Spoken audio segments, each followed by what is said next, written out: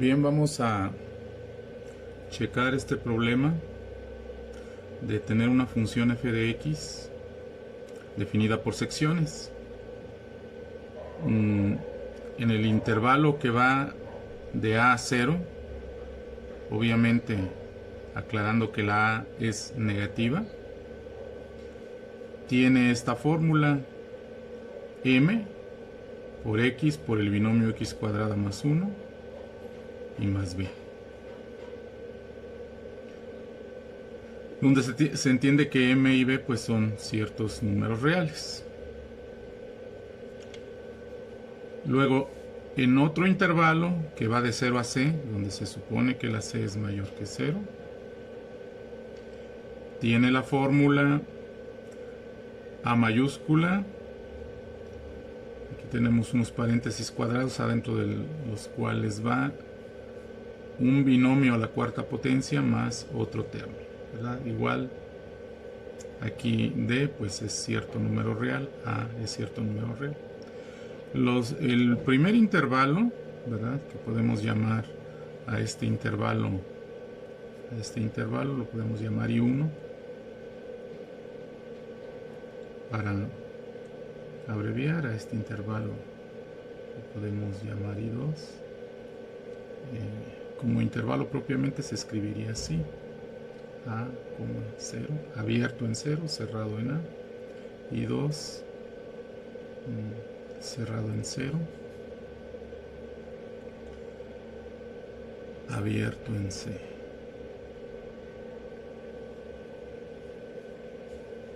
Bien, entonces, reflexionando un poquito, vemos que la función está definida mediante dos polinomios, ¿verdad? Uno cúbico, se ve claramente que este es cúbico, ¿verdad? Se ve que es cúbico porque si desarrollamos un poquito me quedaría mx cúbica más mx más b en I1. Esa es la definición en I1. Entonces tengo un polinomio cúbico. Entonces, un polinomio cúbico, yo ya sé que lo hemos comentado en la unidad que corresponde a funciones, tipo de funciones. Pues, ¿qué le puede pasar? Puede pasarle esto, ¿verdad? Si la m es mayor que 0, ¿verdad? O también puede pasarle esto. Si la m es mayor que 0, es decir, si el coeficiente del término principal es positivo, la gráfica va a ser de esta forma. Va a haber un solo punto de inflexión. Todos los polinomios cúbicos tienen un solo punto de inflexión si consideramos como dominio todo el eje real. Entonces hay un solo punto de inflexión. Hay concavidad hacia abajo primero y luego concavidad hacia arriba, concavidad hacia abajo y concavidad hacia arriba. Lo único que puede suceder a veces y a veces no es que haya un máximo primero y luego un mínimo, o no. Ahora, si el coeficiente del término principal es negativo, o sea, la m menor que 0, desde luego que también hay un solo punto de inflexión. Hay primero un intervalo de concavidad hacia arriba y luego otro de concavidad hacia abajo. Concavidad hacia arriba, concavidad hacia abajo. Y puede suceder que la concavidad hacia arriba llegue a formar un mínimo y luego la concavidad hacia abajo un máximo, o no. Entonces, en general, ya tenemos la idea de cómo es la gráfica de este polinomio. Ahora bien, para saber exactamente qué tipo de gráfica tiene, pues podemos considerar su derivada. Pues aquí vamos a llamarle y1, ¿verdad? Puesto que está en el intervalo 1, a esta fórmula. Entonces tendríamos que y1' sería igual a 3m x cuadrada más m. O sea, factorizando m por 3x cuadrada más 1. ¿Verdad? Si nosotros igualamos a 0 esto, ¿verdad? Esta derivada,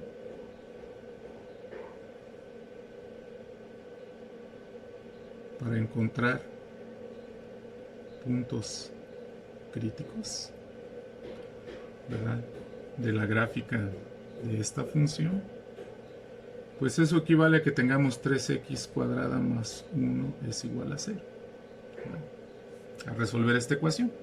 Entonces las soluciones de esta ecuación me darían las abscisas de los puntos críticos si los hubiera.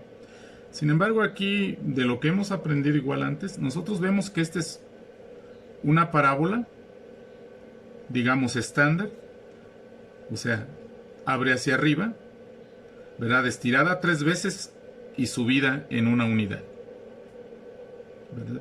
Entonces, rápidamente, nada más por consideraciones geométricas, ¿verdad?, vemos que la gráfica de esto está arriba en una unidad y estirada 3 veces. O sea, primero se le estiró 3 veces y luego se le trasladó. Obviamente esta parábola pues no tiene cruce con el eje X y por lo tanto no existen soluciones de esta ecuación. Esa es una forma de verlo. Algebraicamente se puede ver esto, pues de que miren, x cuadrada siempre va a ser un número positivo o 0. Entonces todo este término es positivo o 0. Y este es 1. Entonces toda la expresión vale 1 o mayor que 1. ¿Verdad? Entonces jamás va a valer 0 en alguna parte. Ahora, si intentamos directamente aplicar los métodos que sabemos, pues ¿qué tendríamos? Tendríamos que 3x cuadrada es igual a menos 1. Desde ahí podríamos ver, bueno, este número es positivo, ¿verdad?, y este negativo, entonces no hay ningún número positivo que sea igual a un número negativo, ¿verdad? O si le seguimos, pues tendríamos, bueno, digamos lo siguiente, y luego intentaríamos, ¿verdad?, sacarle las dos raíces a menos 1/3, lo cual pues no se puede, ¿verdad? No se puede. Bien, entonces esta fórmula que se da para el primer intervalo no tiene puntos críticos en R, o sea, en ninguna parte, pues menos en particular en el intervalo para el cual estoy trabajando dentro de este ejercicio, ¿verdad?, para esa fórmula, porque aquí nosotros hicimos esta consideración y esta ecuación no tiene soluciones en ninguna parte del eje R. Bien. ¿Qué significa esto? ¿Verdad? Que ya estamos claros, ¿verdad?, de que este polinomio cúbico o es de este tipo o es de este tipo, dependiendo de cómo sea la m, ¿verdad? Entonces nos quedó claro que esta conclusión, nos queda claro que pasa esto, ¿verdad? Ahora, si nosotros volvemos a derivar, igual nada más estudiando ¿verdad? Si volvemos a derivar, ¿qué nos quedaría? Si se fijan, nos va a quedar derivando, ¿verdad?, esta expresión. Nos va a quedar 6mx. ¿Verdad? La derivada del binomio es 6x y por m, ¿verdad?, que sale la constante. Bien, entonces si yo igualo a 0, ¿para qué igualo a 0? ¿Verdad? Para encontrar puntos de inflexión. Eso es, ¿verdad? Yo ya sé, ¿verdad?, por conocimientos anteriores cuando estudiamos estos polinomios, que sí debe haber un punto de inflexión. Eso sí debe haberlo, ¿verdad? Pase lo que pase. Bueno, pues esto equivale a que la X sea 0. Es decir, si hay punto de inflexión. Fíjense que aquí esta ecuación sí tuvo solución, no como esta ecuación, que no tuvo solución, esta sí tuvo solución. La solución es X igual a 0, ¿verdad? Eso significa que X igual a 0 es la abscisa del punto de inflexión correspondiente a Y1, ¿verdad? Que es la primera forma. ¿Cuál sería el punto de inflexión general, verdad? Punto de inflexión general para Y1.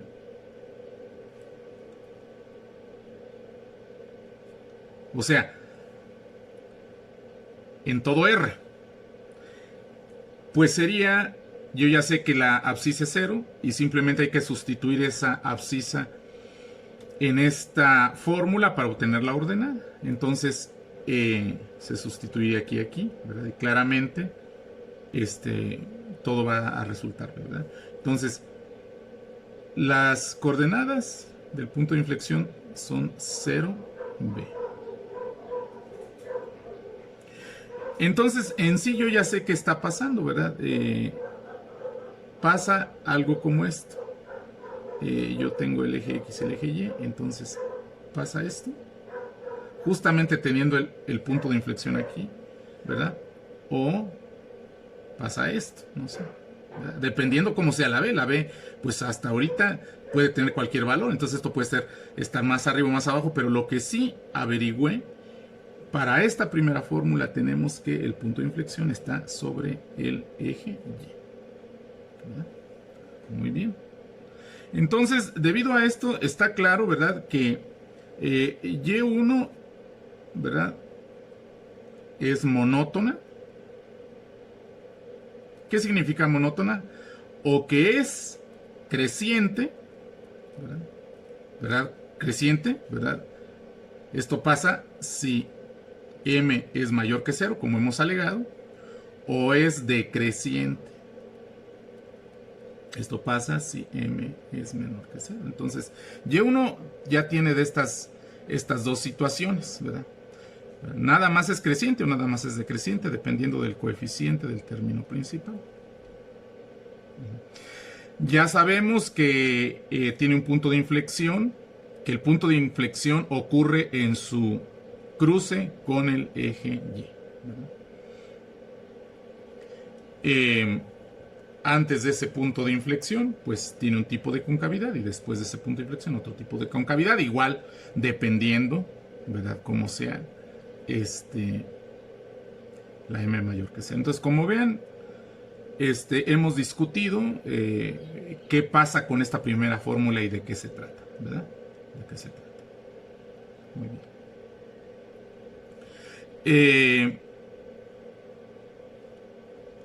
¿Qué significa entonces esto? Que si por ejemplo M es mayor que 0, entonces ¿qué va a pasar? En el intervalo de interés desde la A hasta 0 va a pasar que va a ser una función creciente, entonces va a pasar algo como esto. Y aquí tendría el punto de inflexión. Pero en el caso para mi función, aquí se va a dar un hueco por el hecho de que no está permitido, ¿verdad?, la definición de esa función para x igual a 0. Entonces ahí se haría un hueco. Entonces sería este pedacito dentro del intervalo y acá en algún.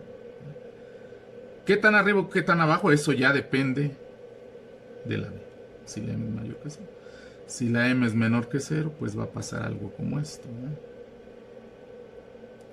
Tenemos la misma A y el 0, pero pues va a pasar algo como esto, ¿verdad? Igual aquí. Y aquí se va a dar un punto de inflexión, ¿verdad? Justamente aquí. Y luego empezaría la concavidad, si siguiera, pero nosotros nada más vamos a la concavidad del otro tipo. Pero nosotros nada más vamos a considerar esto para el caso de nuestro ejemplo. Entonces, esto es lo que está pasando en el primer intervalo, una cosa como esta. Entonces, está claro, ¿verdad? Que en el primer caso, pues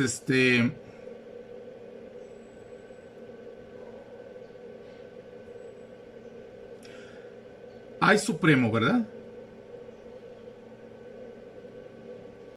Hay una mínima cota superior. No podemos decir que hay un máximo porque hay un hueco, ¿verdad? Entonces nada más decimos hay supremo cuando hay hueco. En el caso de acá, sí hay un máximo, porque a la función se le permite tener un valor en x igual a a. Entonces acá se dice, ¿verdad? Para cuando la m es mayor que 0, que hay un supremo, ¿verdad? Para la función en el intervalo, ¿verdad? Hay un supremo en I1 para f. En I1. Acá hay un máximo en I1 para f. En los casos en que la m sea mayor que 0 o la m sea menor que 0. Esto lo estamos pues viendo porque si una función es nada más creciente o nada más decreciente, es decir, si una función es monótona, pues vamos a recordar eso. Si una función es monótona,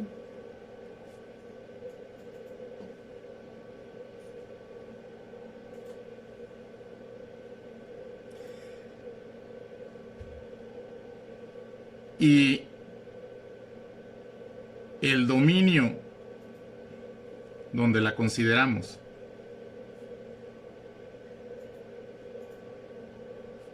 es un intervalo cerrado,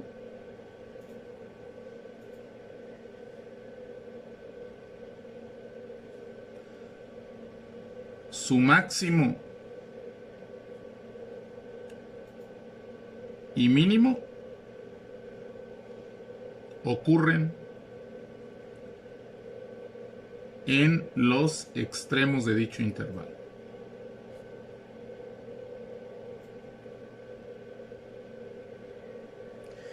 Si el intervalo es abierto en algún extremo, en ese extremo no se dice que hay un máximo, sino que hay un supremo, ¿verdad? Máximo no hay. ¿Por qué? Porque la función nunca lo alcanza, ¿verdad? Pero sí hay un supremo en el sentido de que hay una mínima cota superior, ¿verdad? O sea, existe un número real, que en este caso sería, ¿verdad? La b, que es la coordenada vertical del cruce con el eje y. Si hay un número real, que en este caso sería la b, de manera que cualquier otro valor de la función en I1 es menor, ¿verdad? Muy bien. Entonces ya más o menos sabemos qué está pasando ahí. Entonces, conclusiones. En I1 no hay puntos críticos, ¿verdad? Entonces ya nos estamos acercando a la respuesta, ¿verdad? Nada más ya supimos que en I1 no hay puntos críticos, porque el inciso A nos están preguntando los valores críticos de toda esta función. Ahora vamos a estudiar qué pasa en I2. Para el caso de I2, nosotros aquí tenemos esta expresión que se ve que es un polinomio cuártico, ¿verdad? Nosotros si desarrollamos aquí este binomio a la cuarta potencia, pues obviamente el primer término va a ser x cuarta, ¿verdad? Entonces, y van a quedar 5 términos, ¿verdad? De potencias de x con exponentes 4, 3, 2, 1 y una constante, ¿verdad? Que con esta constante, bueno, entonces adentro en realidad tenemos un polinomio de grado 4, eso ya les toca a ustedes checarlo bien, ¿verdad? Que aquí desarrollan por la fórmula del binomio de Newton este binomio, ¿verdad? Y les queda entonces un polinomio de grado 4 y multiplicado por una constante, pues sí, igual seguirá siendo un polinomio de grado 4. Entonces aquí tenemos un polinomio de grado 4, ¿verdad? Nosotros ya hemos estudiado que todos los polinomios de grado par, ¿verdad? De manera geométrica ya habíamos estudiado que tienen un máximo absoluto en todo R o un mínimo absoluto en todo R, ¿verdad? ¿Por qué es así? Porque si, o sea, si yo tengo, voy a comentar aquí un polinomio grado par, pues ¿qué puede pasar, verdad? Puede pasar que ese polinomio venga, digamos, del menos infinito, haga algunas cosas, ¿verdad? Y se regrese al menos infinito, ¿verdad? En la y. Comentando los polinomios de grado par, sucede que tienen uno o varios máximos y mínimos relativos, algunos de los cuales igual pueden ser máximos y mínimos absolutos en todo el eje, ¿verdad? Es decir, que alguno de estos puntos sea el máximo para cualquier valor, ese sería un máximo absoluto. Alguno de estos puntos sea el mínimo absoluto para cualquier valor. Entonces, más o menos esto es lo que son las gráficas en general de cualquier polinomio de grado par. Pues en particular en este caso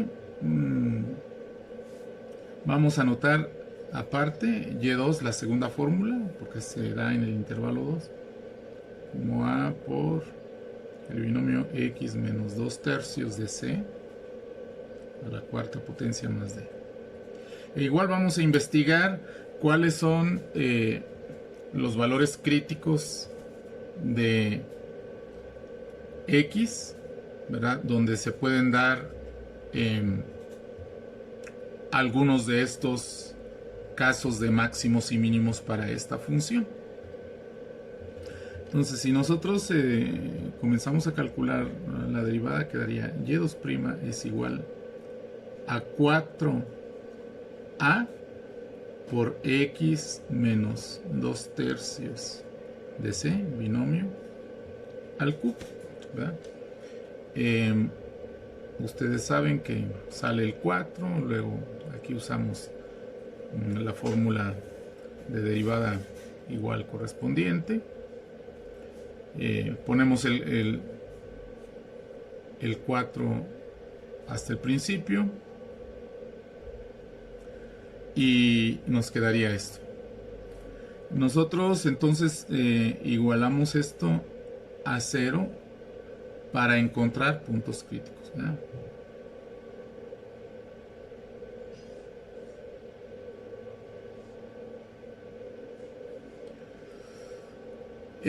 Bueno, pues esta ecuación, sus soluciones son las mismas que las de x menos 2 tercios de c igual a 0, y entonces x es igual a 2 tercios de c. Entonces hemos encontrado la abscisa de un único punto crítico, que de hecho se da en todo el eje real. Considerando esta fórmula en todo el eje real, aún así este es el único punto crítico en cuanto a su abscisa que tenemos. Entonces ahora calculamos la segunda derivada, ¿verdad? Y nos quedaría 12a por x menos 2 tercios de c al cuadrado, ¿verdad? Entonces nosotros si queremos ver qué tipo de punto crítico se da en esta abscisa, habría que sustituirlo en esta segunda derivada para que nos dé el tipo. Entonces, evaluando la segunda derivada de y2 en esta abscisa correspondiente al punto crítico que se encontró, tendríamos lo siguiente: y2 bi'prima, vamos a escribir en esta notación, evaluada en x igual a 2/3 de c, será igual a 12a por 2/3 de c menos 2/3 de c. Este de la sustitución, este ya estaba, al cuadrado, lo cual es igual a c. Bien, entonces en este caso, al sustituir este punto crítico, significa que no hay, para la segunda derivada, información que nos diga qué tipo de punto crítico es.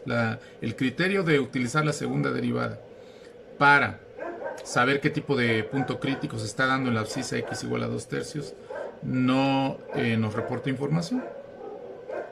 En esos casos lo que hay que hacer es evaluar la función original en algunos puntos, uno antes de la abscisa, ¿verdad?, donde está el punto crítico, y otro después de la abscisa, donde está el punto crítico, ¿verdad? Para ver qué es lo que está pasando en relación a ese punto crítico. ¿Por qué es así? Bueno, porque supongamos que si fuera el caso de que fuera un máximo, ¿verdad?, aquí, y evaluamos antes, obviamente, en el caso general, antes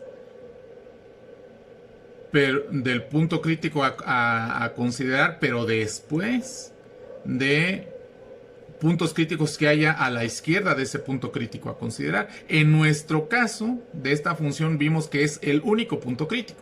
Entonces, puede ser, en teoría, en cualquier valor, ¿verdad?, de x menor a 2/3 de c. ¿Verdad?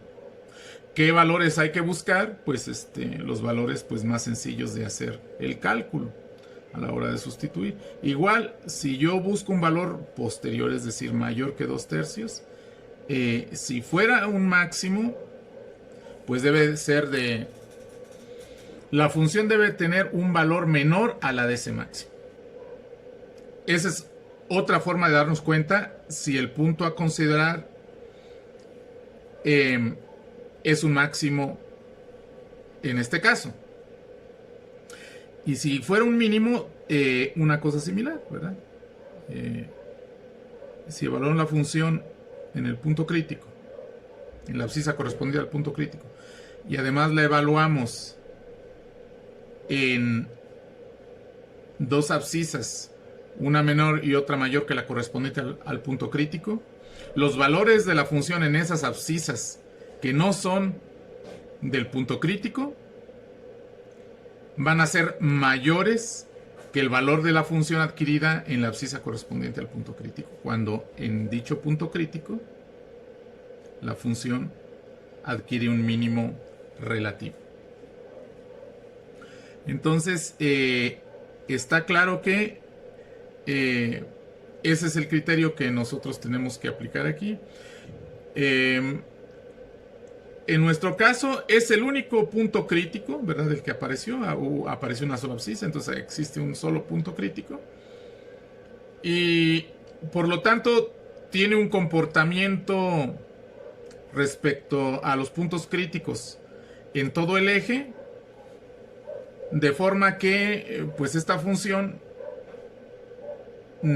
podemos tomar cualquier valor a la izquierda de esta abscisa y a la derecha de esta abscisa, y lo que vamos a hacer es tomar los valores, los cuales al sustituir pues me lleven a unas operaciones algebraicas pues más sencillas, ¿verdad? Por ejemplo, vamos a tomar x igual a 0. Entonces, y2 evaluada en x igual a 0, ¿verdad? Va a ser igual a y aquí va a sustituir un 0, menos 2 tercios de c a la cuarta más d. Y si se fijan, esto nos va a dar a paréntesis cuadrado 16/81 de c cuarta más d, lo cual desarrollando pues podemos escribir como 16/81 de a c cuarta más ad.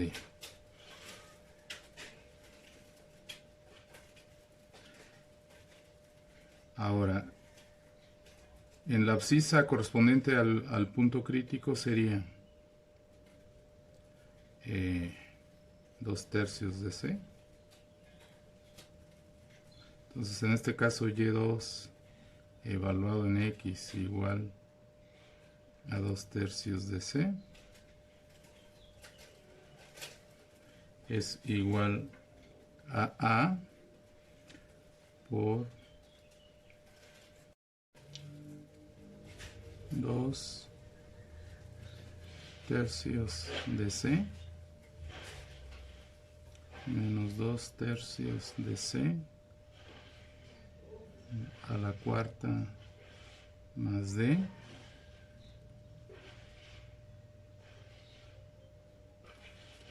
y esto simplemente pues como esto es 0 va a ser igual a ad.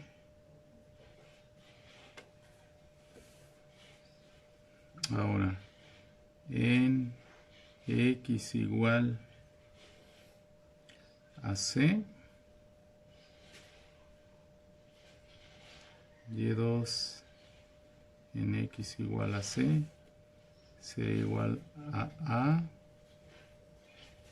aquí los paréntesis, c menos 2 tercios de c a la cuarta más d.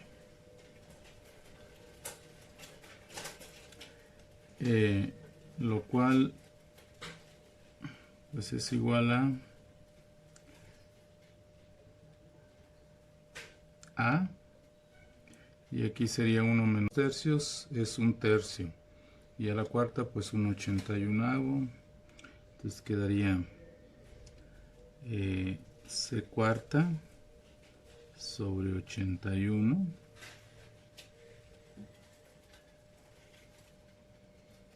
más d.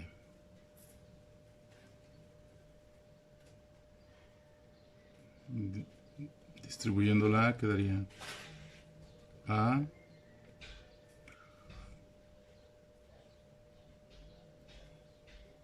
c cuarta sobre 81 más ad.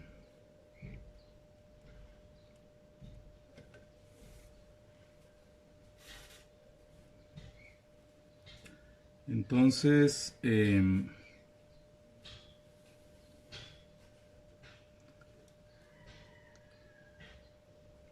aquí tenemos los valores de la función en 3 puntos, uno a la izquierda del punto crítico, otro correspondiente al punto crítico y otro correspondiente a una posición a la derecha del punto crítico.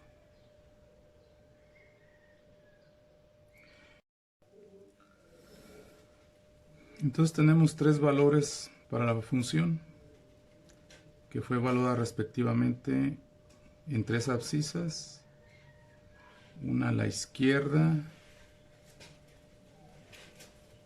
la que corresponde al punto crítico y otra a la derecha del punto crítico. Notamos que los tres valores tienen un término en común que es AD.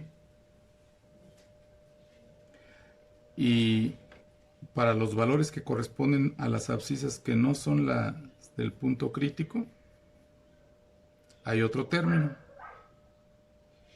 Obviamente, si ese término es negativo, entonces esos valores que no corresponden al punto crítico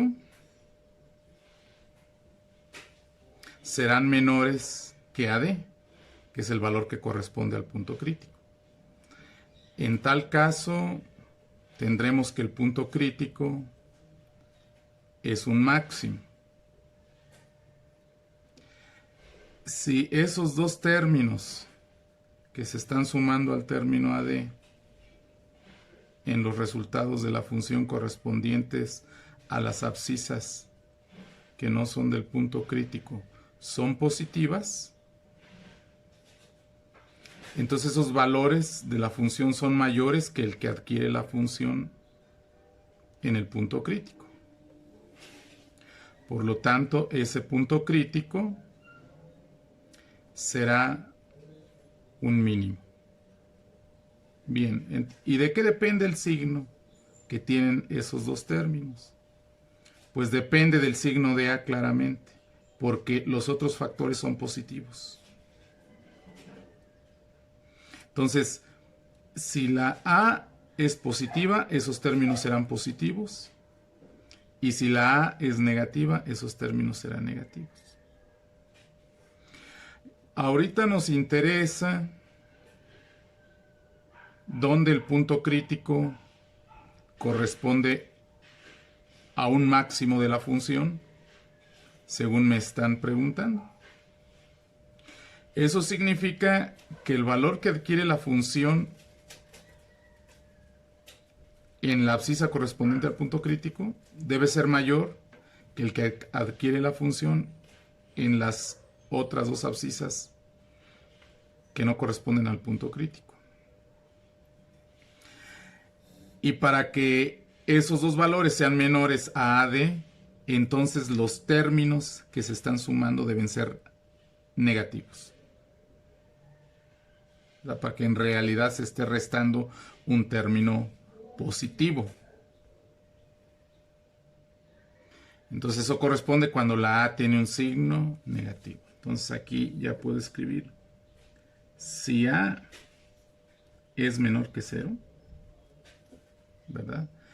Entonces Y2 evaluado en X igual a 0, ¿verdad?, va a ser menor que Y2 evaluada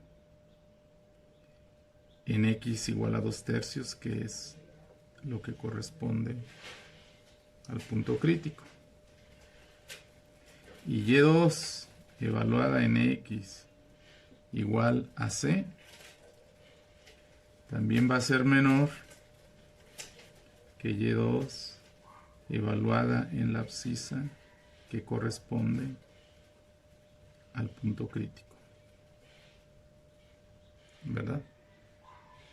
Entonces ya encontramos una condición que debe cumplir la A para que se dé un máximo en el único punto crítico que se ha encontrado para la función en el intervalo I2. Muy bien. Entonces con eso se contesta parte de la pregunta. Entonces hemos visto que si queremos que en el punto crítico, que para esta función se da únicamente en la abscisa X igual a 2/3 de C, si queremos que en ese punto crítico se dé un máximo relativo de la función, se necesita forzosamente que A mayúscula sea menor que 0. Ese máximo relativo, al ser el único punto crítico existente para la función el que estamos refiriendo, es entonces en realidad un máximo absoluto en todo I2, que es donde está definida la función en forma de parábola cuártica. Y entonces, ahora lo que queremos ver es qué más necesitamos, qué otra condición tiene que cumplir A mayúscula para que ese máximo absoluto que se da en I2, que se da en la abscisa x igual a 2/3, sea un máximo absoluto en todo el dominio de la función. El dominio de la función, pues es la unión, ¿verdad?, de los intervalos I1 con I2, o sea, el intervalo cerrado en A y abierto hasta C. Vamos a checar también, recordando un poquito lo que hemos visto sobre la transformación de funciones, cómo es la gráfica de esta función. Miren, si nosotros partimos de la función base x cuártica, esa función base x cuártica es una parábola, ¿verdad?, que en el intervalo que va de -1 a 1 está, digamos, más aplastada, también pasa por el origen y se eleva más rápidamente fuera de ese intervalo hacia más infinito. Esto de manera más pronunciada, ambas cosas de manera más pronunciada que la parábola clásica x cuadrada.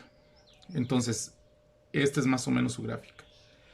Si nosotros hablamos de no de x cuártica, sino del binomio x menos 2/3 de c a la cuarta potencia, pues sabemos que entonces la gráfica de este binomio a la cuarta potencia es exactamente con el mismo formato, pero ahora toda esta parábola cuártica está desplazada hacia la derecha en 2/3 de c unidades, de manera que el vértice que antes estaba en el origen ahora está en el punto de coordenadas 2/3 de c0.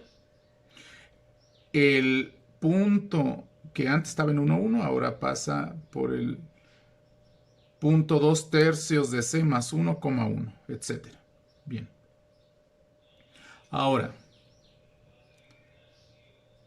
esta parábola cuártica desplazada a la derecha,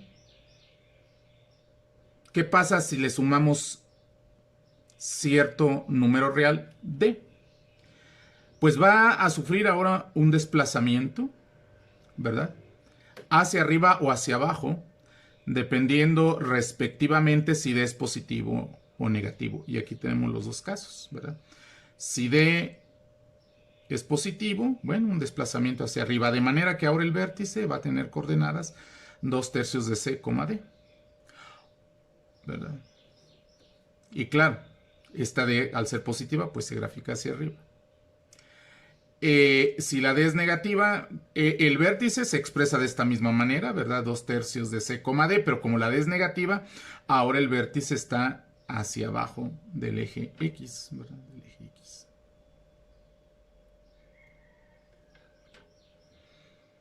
Bien, entonces toda la expresión de la segunda fórmula para mi función que está dentro de los paréntesis cuadrados corresponde a una parábola cuártica desplazada hacia la derecha y desplazada hacia arriba o hacia abajo según el signo de d. Luego, toda esa expresión ahora multiplicada por un número real a, digamos negativo, porque estamos considerando ya este caso, ¿verdad? Que la A tiene que ser negativa para que se cumpla que haya un máximo relativo en donde hay un punto crítico. Bueno, pues lo que va a hacer, si en el caso de que la D fue positiva, pues va a ser, como es negativa, justamente reflejarla respecto al eje X, de manera que ahora va a quedar de esta manera. Porque es negativa, ocurre la reflexión. Ahora, igual la distancia del vértice al eje X va a cambiar. ¿Por qué? Porque va a quedar multiplicada por el valor absoluto de A, la distancia, ¿verdad? Porque el nuevo vértice tiene ordenada AD. Claramente es negativa porque estamos en el caso de la D positiva y la A la estamos suponiendo negativa. Por eso ocurre hacia abajo. Para cuando D es negativo, ¿verdad? Y que quedó el vértice por debajo del eje X, pues ahora el vértice va a quedar por arriba del eje X en una cantidad también AD. Pero queda exactamente por arriba porque la D en este caso es negativa y la A también la estamos suponiendo negativa. Entonces queda el vértice por arriba del eje X. ¿De acuerdo? Entonces, en realidad tenemos claro, de acuerdo a nuestros conocimientos, cuál debe ser más o menos la forma de la función, ¿verdad? De la segunda fórmula, y que va a ser válida para mi función en el intervalo de 0 a C, cerrado en 0 y abierto en C, ¿verdad? Entonces, obviamente, en C, ¿qué valor va a tener? ¿Verdad? Ya lo hemos calculado. Va a tener el valor AC cuarta sobre 81 más AD. ¿Verdad? Ese es el valor que va a tener acá en C. ¿Verdad? Lo que vale esta altura.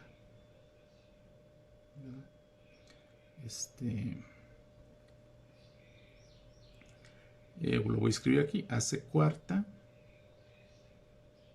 sobre 81 más AD. ¿Verdad? Claramente es negativo porque está números positivos siendo multiplicados por un número negativo, en este caso que es A, que es la suposición que estamos haciendo y que se tiene que dar, vuelvo a repetir, porque en el punto crítico debe darse un máximo. Entonces, ¿verdad? Y ya vimos que este número, efectivamente, vimos que este número, ¿verdad? Es menor que AD, ¿verdad? AD es esta cantidad, este número es menor. Entonces aquí estamos nada más dibujando de manera cualitativa. De similar manera, ¿verdad? Acá a la hora de cruzar el eje Y, ¿verdad? Esta parábola cuártica, transformada de la manera en que lo hemos dicho, pues va a tener ordenada, dada por lo que calculamos, ¿verdad? Al evaluar la función en x igual a 0, ¿verdad? Que fue, lo voy a escribir aquí, 16/81 de AC cuarta más AD. Todo esto igual es una cantidad negativa, ¿verdad? Y todavía más negativa que el valor de la función en x igual a c, ¿verdad? ¿Por qué? Porque a la altura correspondiente al vértice, que es AD, para el caso de la abscisa x igual a 0, la función vale AD quitándole una cantidad 16 veces mayor que la que se le quita, ¿verdad? Cuando la x toma el valor de c. Aquí esto es un dibujo cualitativo, ¿verdad? No es exactamente un dibujo a escala, ¿verdad? Es un bosquejo. Entonces lo único que estamos viendo es que tenemos clara la información de qué está pasando. Ahora, en el caso de x igual a c, pues hay que tener el cuidado de que en realidad es un intervalo abierto en C, Entonces aquí en realidad no toma el valor, sino se hace un hueco. En x igual a 0 sí toma el valor y ahí es relleno. Pasa exactamente lo mismo acá, ¿verdad? Pasa exactamente lo mismo acá. Tenemos esto, ¿verdad? Y tenemos esto, ¿verdad? Con las ordenadas correspondientes exactamente con la misma expresión, ¿verdad? Exactamente con la misma expresión. La única situación es que AD ahora en este caso pues es positivo, ¿verdad? Está por el lado de arriba y desde a ese valor se resta, ¿verdad? La cantidad que corresponde a los segundos términos, ¿verdad? Que estamos considerando.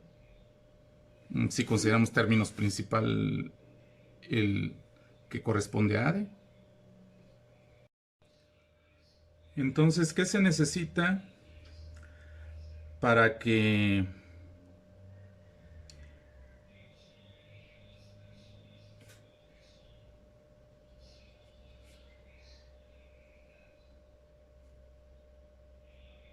el máximo absoluto en I2 sea máximo absoluto en todo el dominio de la función f? Entonces aquí, como hemos comentado, ¿verdad? Para el inciso B se nos está pidiendo que supongamos que la m, que es el coeficiente del término principal de la fórmula que corresponde al primer intervalo de la función, sea positivo. Y eso ya discutimos que geométricamente refleja el hecho de que tenemos pues un polinomio cúbico monótono que tiene punto de inflexión justamente en la abscisa x igual a 0, ¿verdad? Y de este lado, en ese intervalo, pues es cóncava hacia abajo.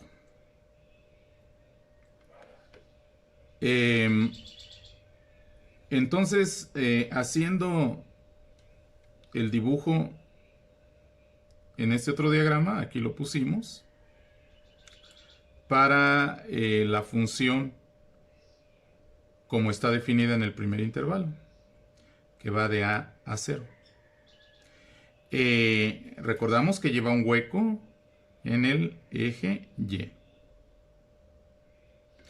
Entonces, como lleva ahí un hueco, recordemos que la función no toma el valor que corresponde a la ordenada del hueco. Esa ordenada del hueco, entonces, no sería un máximo de la función en el primer intervalo, sino se le llama supremo. Ya lo hemos visto. Se le llama supremo. Entonces, cuando una función, digamos, como que quiere alcanzar un cierto valor, pero en realidad no lo alcanza porque ahí se da un hueco, ¿verdad? Para la fórmula correspondiente. Entonces decimos, en este caso, que se tiene un supremo para la función. Pero la función, pues, no se dice que tiene un máximo, sino un supremo. ¿Qué significa un supremo? Bueno, que la función permanece por debajo de ese nivel, ¿verdad? Siempre permanece por debajo de ese nivel, ¿verdad? la ordenada de este supremo en este caso igual puede ir en cualquier posición, ¿verdad? Según el valor que estén dando para la B. Pero justamente es B, ¿verdad?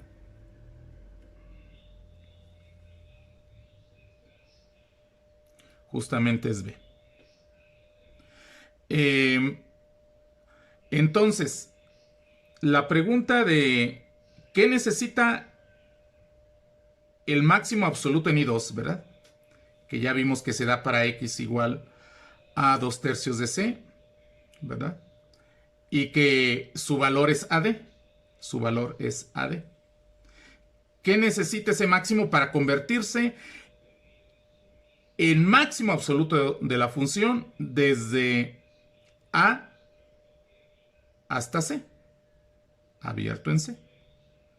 Bueno, pues necesita ganarle también a cualquier valor que toma la función en el primer intervalo. Y entonces ya vimos que el valor supremo para la función en el primer intervalo, es decir, el valor mínimo por el cual debajo permanece el valor de la función en el primer intervalo, es B. Entonces, contestar esta pregunta equivale a decir, entonces, la condición que debe cumplirse es que AD, que es el valor de la función en el punto crítico, único que hay, debe ser más grandote que el supremo de la función en I1, que es B.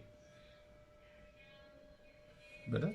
Entonces está claramente así debe suceder, ya para que les gane también a todos los de este otro lado. Ahora, me piden una desigualdad en el inciso B que deba cumplir A. Entonces, aquí esto equivale a que A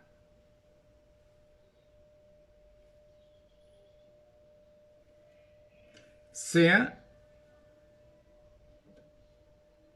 mayor o igual que B sobre D si D es mayor que 0.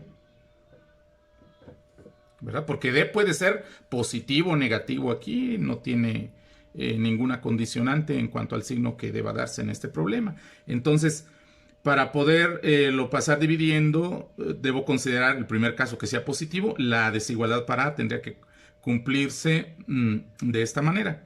Ahora, A tendría que ser menor o igual que B sobre D si D es negativo.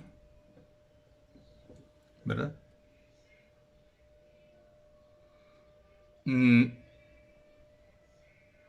Porque un número negativo, digamos, al pasar dividiendo, cambia el sentido de la desigualdad. Ajá.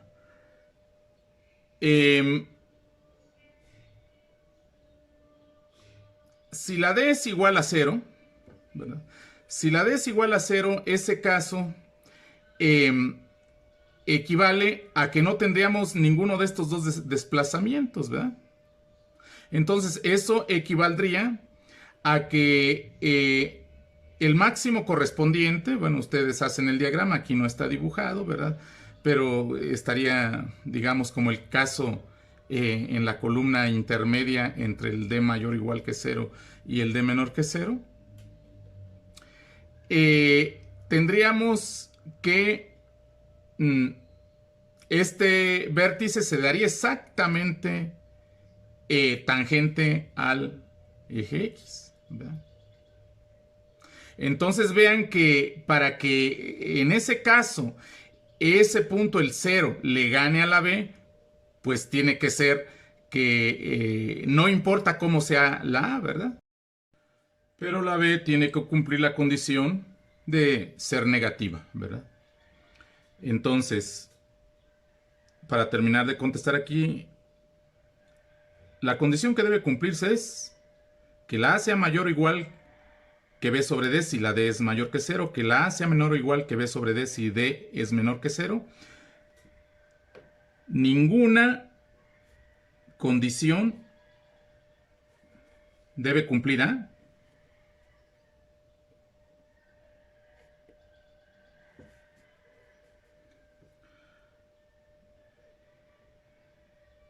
Si D es igual a 0. Más bien, B debe cumplir. Fíjense, si la D es igual a 0, B debe cumplir, que debe ser menor o igual que 0.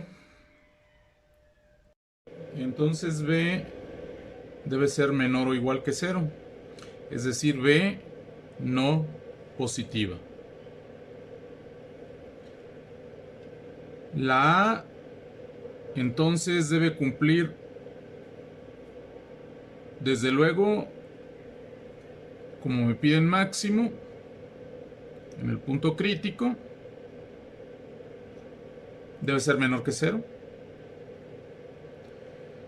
Y además debe cumplir una de estas dos desigualdades dependiendo cómo sea la D. Si la D no existe, es decir, si es igual a 0, entonces la A no debe cumplir ninguna condición. Más bien, quien debe cumplir condición es la B. La A, desde el principio, en todo este problema, se supone que debe ser distinta de 0, porque si fuera igual a 0, pues tendríamos la situación de que en el intervalo I2 nuestra función a considerar sería idénticamente 0. Su gráfica coincidiría con el eje X. Sería una función constante en I2, ¿verdad?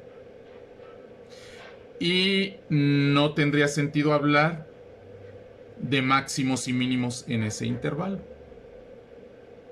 Por eso se supone que la A es distinta de 0. Entonces, siendo esa distinta de 0, tiene que ser negativa para que en el punto crítico haya un máximo. Y tiene que cumplir una de estas dos desigualdades dependiendo cómo sea D, si queremos que ese máximo sea absoluto en todo el dominio de mi función.